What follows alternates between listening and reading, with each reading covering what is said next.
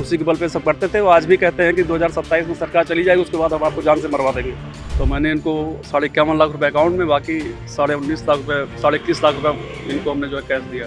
जो भी चीज़ें हैं मतलब जान से मारने की धमकी देना, ये सब करना जो है, और टाल मटोल करते करते करीब 4 साल हो गया समझ लीजिए। RTS करके पूरा पैसा हमने 72.5 लाख रुपए इनको दिया, 72 लाख के आसपास। और फिर इन लोगों ने किसी दलाल के माध्यम से, चूँकि उस दलाल का कुछ पुलिस अधिकारियों में अपना सिस्टम है। नमस्कार, मैं प्रज्ञा पांडे और आप देख रहे हैं यूपी 24 नेटवर्क। आज हम एक अहम मुद्दे पर बात करने वाले हैं और एक बड़ा खुलासा करने वाले हैं। 72 लाख का खनन खेल, पुलिस दलालों का नेटवर्क बेनकाब। जी हाँ, हम बात कर रहे हैं फतेहपुर जिले से जुड़ा ये मामला अब सुर्खियों में है। रणविजय सिंह ने आरोप लगाया है कि चंदन दीक्षित, हरवीर सिंह और मदन गुप्ता ने उन्हें खनन पट्टा दिलाने के नाम पर 72 लाख रुपए लिए थे और उनका काम भी नहीं कराया। बताया जा रहा है कि जिला अधिकारी का फर्जी आदेश दिखाकर पूरा पैसा वसूला गया था।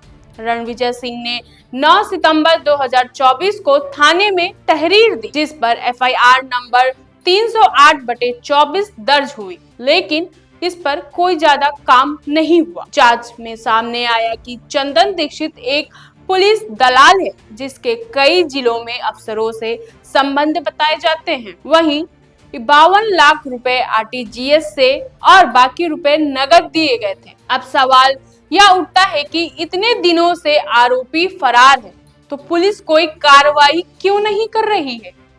क्या किसी बड़े अफसर या राजनीतिक संरक्षण की वजह से ये पूरे लोग और पूरा संगठन जो इनका है वो बच रहा है? सूत्रों के मुताबिक चंदन दीक्षित कभी अतीक अहमद के संपर्क में रहता था और खुद को अपना अतीक अहमद का करीबी बताता है, और उसने कई बार रणविजय सिंह को इस तरह की धमकियां दी हैं और कहा है कि जब तक योगी सरकार है बचे रहो, उसके बाद तुम्हें निपटा देंगे। जांच अगर निष्पक्ष हुई तो कई बड़े नाम सामने आ सकते हैं।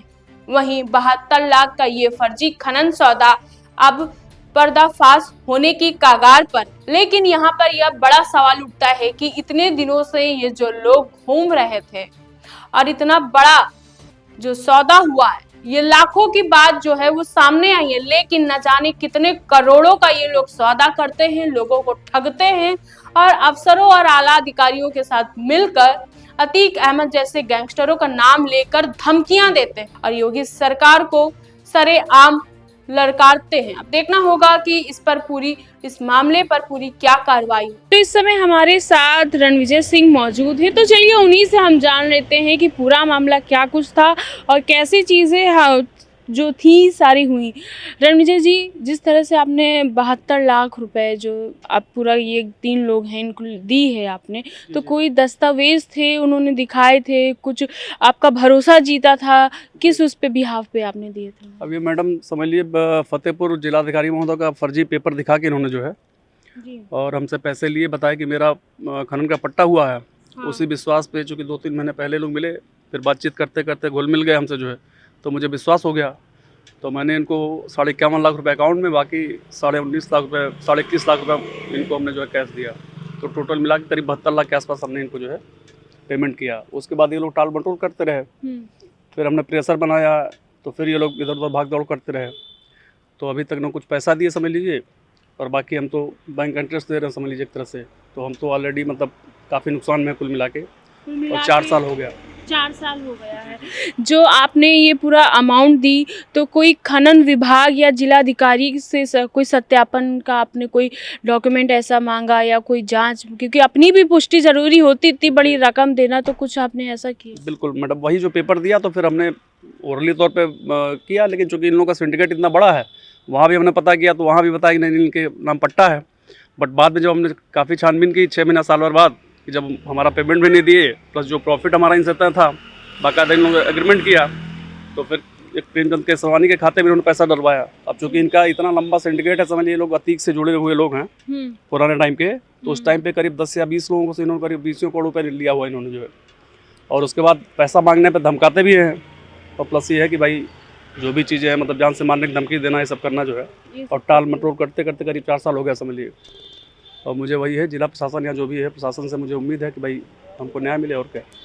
तो जब आपने ये जो पूरा 72 लाख एक साथ तो दिया नहीं होगा, एक एक करके दिया है, तो आपने जब पहली रकम दी इनको तो क्या कुछ पेमेंट रिसिप्ट या किस माध्यम से दिया आपने पैसे? देखिए वो मैंने आरटीजीएस किया जिस खाते में उन्होंने बताया, क्योंकि हाँ। कैश पैसा चंदन दीक्षित तो काके सरदार लिए, हाँ। क्योंकि ये लोग जो है इनका मामला ऐसा होता है कि कैश पैसा अपने हाथ में लेते हैं। जी। बाकी जो अकाउंट बताया इन्होंने तो 51.5 लाख रुपए हमने आरटीजीएस किया, जो मेरे पास प्रमाण है।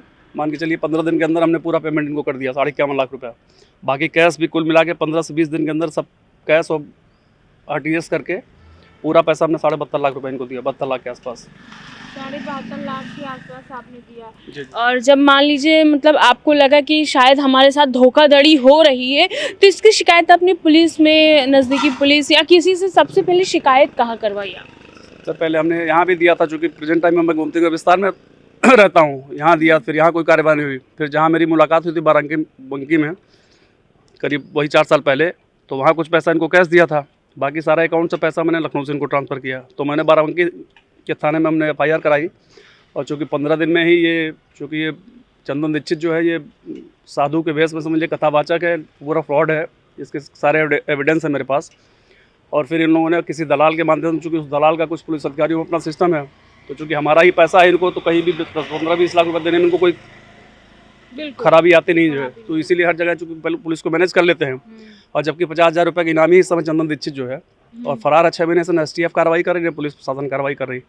तो मुझे ये उम्मीद है कि कम से कम इसको जेल में पकड़ा जाए, और जो भी मेरा पैसा है तो हमको मिले, मैं तो यही चाहता हूँ। मैं ये भी जानना चाहूँगी, आपने कहा कि कहीं ना कहीं अधिकारी मौजूद हैं, क्योंकि जिस तरीके से इतने दिन हो गए, इतने महीने हो गए, अभी तक हम कह सकते हैं पुलिस इस पर कार्रवाई नहीं कर रही, तो क्या लगता है अधिकारी मिले हुए हैं? अगर मिले हुए हैं तो क्या लगता है उनको भी पैसा जाता है? जाहिर सी बात है, करीब 10 लोगों का 20 करोड़ रुपये लिए हुए हैं, तो कहीं भी पुलिस प्रशासन को अपना 10-20-25 लाख रुपये दे देते तो आदमी मैनेज कर लेता है। चूँकि ऑलरेडी इस समय इन लोगों के खिलाफ 30-35 मुकदमे हैं, और इस मुकदमे के बाद भी अगर ये आदमी मान लीजिए फरार है, तो कहीं ना कहीं इसका पुलिस में रसूख या जो भी इसके दलाल या जो भी कह लिए लाइजनर अपना जो है मैनेज कर लेते हैं, और उस बेस पे अपना जो है अपना बस्ते घूम रहा। 6 महीने से ऑलरेडी फरार है कुल मिला के, और उल्टे सीधे हम लोगों के ऊपर जो लोग भी FIR कराए हैं उनके ऊपर फर्जी जो है 156 दिन का मुकदमा भी करा रहा है। तो हमें तो एक पुलिस प्रशासन से ये है कि भाई अगर पुलिस प्रशासन योगी जी की व्यवस्था ये है, तो फिर तो आदमी कहाँ किसी को न्याय मिलेगा इस सरकार में। आपने कहा कि हमने 52 लाख रुपए जो है RTGS के द्वारा दिए, तो कोई उसका ब्रांच और या बैंक कोई ट्रांजैक्शन, उसका कोई रेसिप्ट? बिल्कुल, वो तो बैंक का स्टेटमेंट मेरे पास है आपके पास? है मेरे पास, और बाराबंकी मैंने उसको दिया भी, जो भी आईओ थे, पर उन्होंने अपना पुलिस जो भी करके ना मेरा स्टेटमेंट लिए ना कुछ लिए, और वहीं पे 15 दिन के अंदर मान के चलिए अपना जो है इन्होंने FIR लगा दिया। फिर हमने IG महोदय अयोध्या को बोला, तो फिर संभवतः शायद मुझे लगता है कि वहाँ भी आईओ ने जो है सब कुछ मैनेज कर लिया, जो भी FIR लगा दिया। जबकि कोई एविडेंस है, चलिए कैश का तो कोई एविडेंस होता नहीं है, बट जो हमने RTGS किया है, जो अकाउंट पैसा गया है, तो उसका तो कहीं ना कहीं सारी चीज़ें पुलिस को कार्रवाई करनी चाहिए ना। बट वही हर जगह पैसा रुपया खा के जो बीच का दलाल है वो अपना मैनेज कर लेता है, और ये सब घूम रहे हैं 30-35 मुकदमे होने के बावजूद ये लोग जो है। आपने कहा इसमें इतने सारे दलाल हैं, अधिकारी मौजूद हैं, तो क्या किसी अधिकारी या किसी दलाल को आप जानते हैं जो, क्योंकि अब इतना बड़ा ट्रांजैक्शन हुआ है तो ज़रूर आपने कहीं ना कहीं लोगों से परिचित हुए होंगे, क्योंकि मिले होंगे, क्या आपको किसी पर आपने देखा हो या लगता हो कि ये इनसे मिला है, पैसा खा के काम करवाता है? वो तो देखिए जाँच का विषय है, कहीं से मुझे जानकारी हो चुकी, इतने मुकदमे होने के बावजूद भी अगर आदमी फ्री घूम रहा है, इतने पैसे सबको लेने के बाद, 10 लोग मेरे जानने वाले हैं जो लिखित में दे सकते हैं सारी चीज़ें, कितना पैसा इन लोगों को लिया है, तो कहीं ना कहीं ये लोग चीज़ें मैनेज कर रही हैं। उस दलाल को तो मैं नहीं जानता हूँ, लेकिन बट मुझे ये जानकारी यहाँ तक है, वो तो जाँच का विषय है। अगर इसका मोबाइल का अगर सब कुछ दिया जाए, पिछले 1 साल का जब से हमने FIR कराई है समझ लीजिए, तब से सारी चीज़ें खुल के आ जाएंगी। तो पुलिस प्रशासन की व्यवस्था है कि कैसे इसको। आपने कहा कि हमने FIR भी दर्ज कराई है, काफ़ी चीज़ें हैं, तो ऐसा तो कुछ नहीं है कि आपको, आपके परिवार को या आपको धमकी दी गई हो कि हम ऐसा करा देंगे, क्योंकि इतना बड़ा ट्रांजैक्शन और इतना बड़ा गिरोह होना, अतीक के आपने बताया वो करीबी हैं, साथी भी रहा है वो, तो बिल्कुल अगर नहीं पकड़ा जा रहा तो कहीं ना कहीं मजबूत ये पूरा गैंगस्टर पूरा रोल है, तो क्या कोई धमकी वमकी तो नहीं आपको आई कभी? नहीं, बराबर देते रहते हैं सब धमकी। देते हैं, मतलब आपको धमकी दी गई? बिल्कुल करीब 2 साल पहले, चूँकि इस समय तो सब फरार है तो हमें नहीं फ़ोन करते हैं, बट कहीं भी जाएंगे मुलाकात हो जाती थी, चूँकि जब मैं जाता था अपना, चूँकि जिसके खाते में पैसा गया मेरा जो रहने वाला कौसाम्बी का है, वहाँ जब जाते थे सब पूरा इनका सिंडिकेट था, कहीं ना कहीं हमको धमकाते थे, इसलिए बीच में हम जाना भी छोड़ दिए वहाँ पे, चूँकि अकेले जाना रिस्क भी है, पैसा लिए है, कहीं मरवा भी सकते हैं। चूँकि अतीक के पुराने सब में के हैं जो है, तो 5-6 लोगों का इनका पूरा सिंडिकेट है, उसी के बल पे सब करते थे। वो आज भी कहते हैं कि 2027 में सरकार चली जाएगी, उसके बाद हम आपको जान से मरवा देंगे।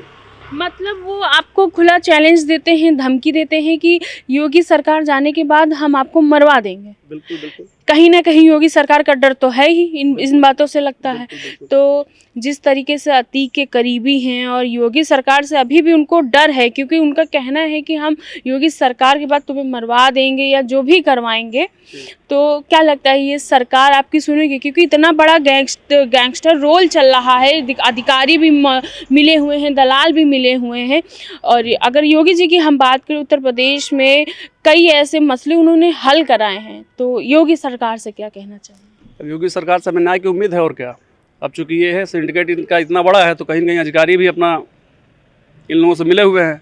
इसीलिए आप खुद सोचिए, 30-35 मुकदमे होने के बावजूद भी, 50,000 का इनामी होने के बाद भी चंदन दीक्षित आज की डेट में फरार है, पुलिस और STF कुछ नहीं कर रही है। तो पर मुझे योगी जी पे विश्वास है कि भाई मेरे साथ न्याय हो, जो भी उसकी सही से जाँच करा लें, जो सही हो उसका अपना जो है निराकरण करें। मेरा मैं यही चाहता हूँ। बिल्कुल, मतलब जो आपका पूरा ये मसला है, इसका मतलब निवारण निकल आ जाए। लेकिन अगर हम अतीक अहमद की हम बात करें, अतीक अहमद का इतना बड़ा गिरोह था, हालांकि अतीक अहमद नहीं है, लेकिन उसका जो गिरोह है अभी भी उसके चीज़ों पर काम करता है, और इन्हीं सब चीज़ों को लेकर आप जैसे लोगों को फांसते हैं लोग, और जो भी चीज़ें हैं ठगेकारी करते हैं, और इतना बड़ा सारी चीज़ें हो गई। तो आपको ऐसा नहीं लगा कि कहीं ना कहीं आपने 72 लाख रुपए दिए, आपको थोड़े पैसे देने के बाद कहीं ना कहीं स्टॉपेज लेना चाहिए था कि शायद ऐसा ना हो कि मेरे साथ कोई धोखा हो जाए, क्योंकि बड़ी रकम है ये 72 लाख। बिल्कुल बिल्कुल। अब चूंकि इतना ये सब हमसे मिल चुके थे लोग, जो इतना विश्वास उन्होंने दिला दिया, अच्छा। तो 15 दिन के अंदर समझ लिया मैं ट्रांजेक्शन आपको दे सकता हूँ। हाँ। पूरा जो है कि जो हमने इनको ट्रांसफ़र किया कि इस बेस पे था, भाई चलो ठीक है, पूरा पैसा दे देंगे, हमें जो इन्होंने एग्रीमेंट किया था हमें प्रॉफिट मिलने लगेगा। तो हर आदमी चाहता कि 2 पैसा कहीं हम लगाएंगे, तो भाई उम्मीद होती कि चलो 2 पैसा मुझको। लेकिन जैसे मेरा पूरा पैसा इनको मिला, उसके बाद ये लोग टाल मटोल करते रहे। फिर 2-4-6 महीना फिर हम आते जाते रहे फतेहपुर खदान पे। फिर जिसके अकाउंट पैसा डलवाए वो बोला भैया मैं तो अभी तक कभी खदान पे गया नहीं। तब मुझे लगा कि ये लोग मेरे साथ टोटल फ्रॉड कर दिए जो है। अच्छा, स्थिति ये है कि भाई अपना ही पैसा फंसा के फिर हम कितनी बार भाग दौड़ करेंगे वहाँ पे। भाई लखनऊ से आने जाने में 2-4-10 हज़ार का डीजल खर्च होता है, तो 2-4-10 बार मैं गया भी। फिर वहाँ पे जैसे वो जिसके खाते में पैसा गया उसको हमने मिला, वो कहने लगा भैया कि मना कर देता था। अब यहाँ से जाने के बाद फिर हम कई दिन वहाँ पे रुके, क्योंकि CCTV कैमरे वगैरह सब लगा रहते थे, तो वहाँ से मना करा देते थे जो है।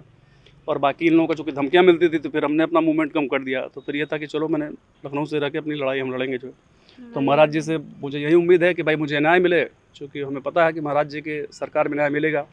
बट ये नीचे के अधिकारी लोग जो भी अपना मैनेज होकर सारी चीज़ें आप जान ही रहे हैं, कुल मिला के उसमें हमें कुछ कहने की जरूरत नहीं। मतलब कि पूरा खेल जो है ये अधिकारी और ये जो दलाल मिलके हैं, ये जो चीज़ें हैं आपकी पूरी नहीं होने दे रहे हैं, सरकार तक आपकी बात नहीं जाने दे रहे हैं कहीं ना कहीं। तो आपने कोई और भी कहीं शिकायत करी पुलिस के अलावा किसी अधिकारी से या किसी से? तो आप मिलेंगे, क्योंकि इतना बड़ा आपके साथ धोखा हुआ है, तो ज़रूर आप एक नहीं 10 लोगों से आपने बात कही होगी, तो किसी और से भी आपने कहा कुछ? अब अभी जल्दी हमने माननीय प्रमुख सचिव के यहाँ जो है हमने एक एप्लीकेशन दिया फतेहपुर के लिए जो है कि साहब जो भी इसकी जांच करा लीजिए, मुझे न्याय मिले। तो उस पर अब देखिए क्या कार्रवाई होती है। बट मैं तो यही चाहूँगा ना कि भाई मेरा पैसा गया, जो अकाउंट पैसा गया वो मुझे वापस मिले, ना प्रॉफिट मिले। कम से कम 20-25-30 लाख रुपये तो हमने बैंक का 4 साल में इंटरेस्ट दे दिया समझिए। तो अब मेरी मनस्थिति कुल मिला के बहुत ख़राब है।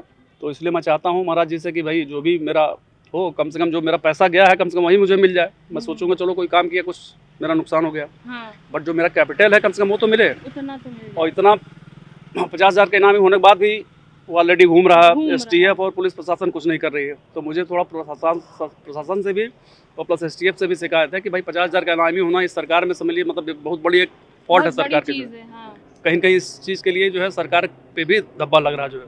और हमारी तरह करीब 10 लोग हैं, आपको दे देंगे नंबर, आप उनसे बात कर लीजिएगा। करोड़ों रुपया उन लोगों से लेके सारी चीज़ें जो है ऐसा घूम रहे हैं। चूँकि हमारा ही पैसा, हम लोग पैसा लेके कहीं भी 10-20 लाख रुपए इनको फेंकना होता फेंक देते हैं, पुलिस अपना मैनेज हो जाती है। तो बिल्कुल आपने देखा कि किस तरीके से रणविजय सिंह ने जो है अपना पूरा मामला बताया।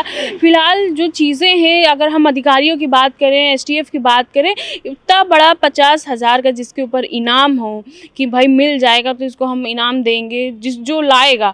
अब उसके बाद भी ये जो है दलाल, ये लोग पकड़े नहीं जा रहे हैं। कहीं ना कहीं बड़ा गैंगस्टर रोल है इसमें। और उसी के साथ अधिकारी और STF सब कहीं ना कहीं हमको लगता है कि चीज़ें जिस तरीके से सामने निकल के एक एक कड़ियाँ आ रही हैं। लगता है कि सबकी सांठ गांठ है। अब देखना होगा कि मौजूदा सरकार जिस तरीके से सरकार को ललकारते हुए कहा कि योगी सरकार जब तक है तब तक तो हम कुछ नहीं कर पाएंगे, लेकिन उसके बाद हम निपटा देंगे। ये सब देखने की चीज़ें हैं, पॉइंट आउट करने की चीज़ें हैं कि अब ये देखना होगा कि सरकार इस पर कोई एक्शन लेती है कि नहीं लेती है, क्योंकि ये जो पूरा मसला है ये बहुत बड़ा मसला है और कई लोगों को इसमें पूरा ठगा गया है। ऐसी और भी कड़ियाँ हैं, उनको हम आपको आगे दिखाएंगे और जानेंगे इस पूरे मामले में आगे और क्या कुछ निकल कर सामने आ रहा है।